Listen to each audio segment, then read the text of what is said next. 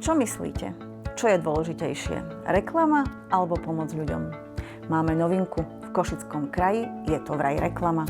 Vítajte pri rozhovoroch. Som tu s Petrom Berinšterom, ktorý má skúsenosť s tým, že bol poslancom Košického samosprávneho kraja a budeme sa dnes rozprávať o tom, že rozpočet Košického samosprávneho kraja hovorí o tom, že by 6 miliónov eur malo ísť na marketing, propagáciu a komunikáciu. Chcem sa ťa opýtať, Peťo, nezdá sa ti to v časoch, kedy všetci hovoríme o šetrení a o konsolidácii veľa?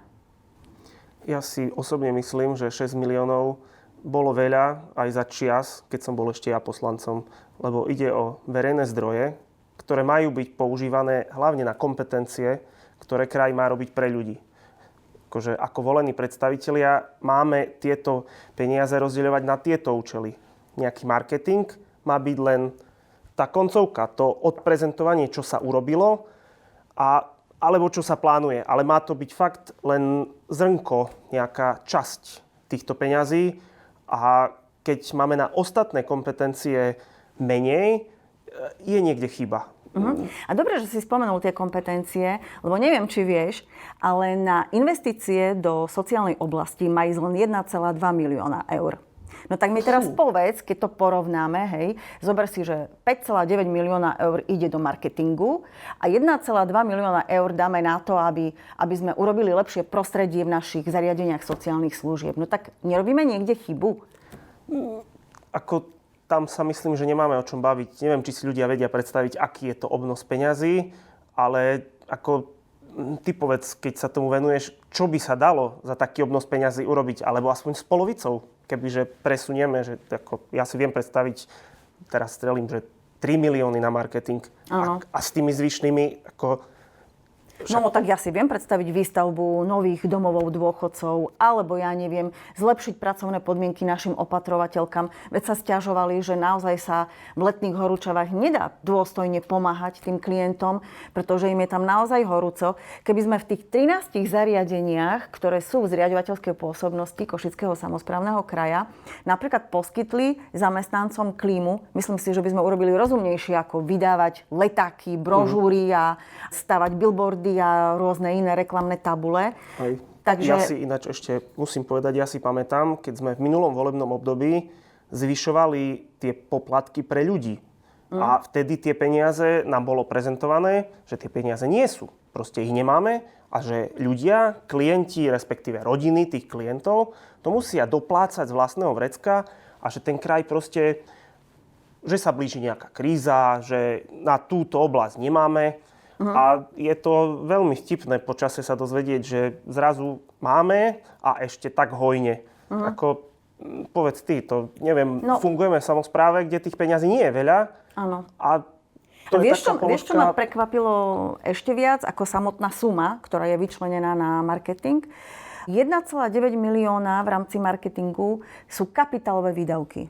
Vieš, čo to znamená? Že ide o billboardy, reklamné tabule, ktoré sú zasadené do zeme, čo má byť nejaká mini stavba, dajme tomu, hej. Možno nejaké nové turistické centra, nejaká vizuálna identita, ktorá je statická, ktorá ide do priestoru. Tak mi povedz, že samozrejme, oni sa odvolávajú na to, že to je spolúčasť v rôznych projektoch, ale ja si myslím, že kraj má priestor si vyberať projekty. Prečo sa nezameriavame na projekty, ktoré by mohli vylepšiť v rámci rekonštrukcie a modernizácie tých zariadení pre sociálne služby? Prečo sa nezameriavame radšej na tieto projekty? Ty určite máš s tým skúsenosť aj z minulosti, hej? Že ja mám taký pocit, že ten Košický samosprávny kraj si vyberá projekty, ktoré idú na efekt, hej? Na nejaký vizuál, na nejaké pozlátko. Tu ťa preruším, ale tieto kauzy okolo vizualizácií máme presne od obdobia posledných volieb, kde už počas volieb boli prezentované megalomanské vizualizácie, do ktorých išlo veľa peňazí a doteraz nemáme nič. Tie obrázky boli veľmi pekné, ale doteraz, neviem, si tam, nič z toho sa nerealizuje.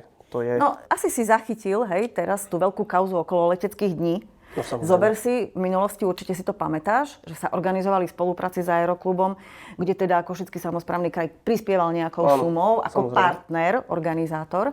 Dnes si pán župan postavil hlavu a organizuje si vlastné letecké dni za 500 000 eur. A to je presne z týchto nákladov na marketing. Teraz, keďže sa v rozpočte ten náklad na marketing zvýšil o 500 000 eur, predpokladám, že to je presne na takéto megalomanské projekty, ktoré si myslím, kraj nemusí robiť. To si už ty spomenul, hej, že má iné kompetencie, iné služby by mal poskytovať ľuďom, nie robiť takéto akcie. No, v dobe, keď sa na Slovensku pomaly všade, pri každej téme spomína konsolidácia, je to taký pľúvanec. Neviem si to reálne, čo na to bežný človek, ktorý počúva, ako ledva sa nejaká energopomoc vybavila, nejak štát sa postaral, aj keď to tiež nie je úplne košer. Keď potraviny zdražujú, máme si variť lekváre a tak ďalej. A tak to tu ide robiť ďalšie brožúry a plagáty a za nekresťanské peniaze. No, vieš, pán župan sa pochválil, že zariadil, aby sa dofinancovali tie odmeny a mzdy pre opatrovateľky a odborný personál v zariadeniach pre sociálne služby. A všade s veľkou pompou prezentuje, že navýšil rozpočet pre sociálnu oblasť o 2,5 milióna eur. Ale tých 2,5 milióna eur zďaleka ten problém nerieši. To si myslím, že vieme veľmi dobre. Hej? Jasne. Toto je taká maličká kvapka v mori, ktorá síce možno osobne tým ľuďom nejak pomôže, ale zďaleka to nerieši ten problém, tú motiváciu, aby sme mali tých opatrovateľiek viac. Hej? A nehovoriac o tom, že to nie sú peniaze, ktoré by mali ísť do modernizácie, do rekonštrukcie týchto zariadení. No, prostredie v pracovné robí strašne veľa. Nedostatok pomôcok, už len vybavenie daného zariadenia, že či mi neopadáva kde omietka, či sa neprepadávajú schody, akože základné vybavenie. Keby sme to premenili na nejaké percentá, že koľko percent z rozpočtu ide len na marketing, myslím si, že by to bolo pomerne vysoké percento oproti iným samosprávnym krajom.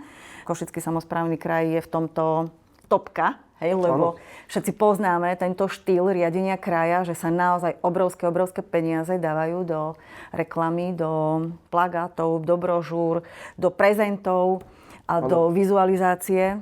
Tak mne je to ľúto osobne, hej, že ten rozpočet by sa dal prerozdeliť inak. My sa tu celý čas bavíme o tom, že sociálna oblasť trpí. Ale keď sa chcú nájsť finančné prostriedky, tak napríklad na marketing sa vždy nájdu aj v takomto väčšom objeme, ale myslím si, že nielen sociálna oblasť trpí, ale tie financie by sa dali použiť aj v iných oblastiach. Určite áno. Je kopec ďalších základných služieb pre obyvateľov, ktoré by sa za tieto peniaze dali vykonávať. Tak sa spýtam ešte raz. Nebolo by lepšie namiesto reklamy peniaze použiť na priamu pomoc ľuďom?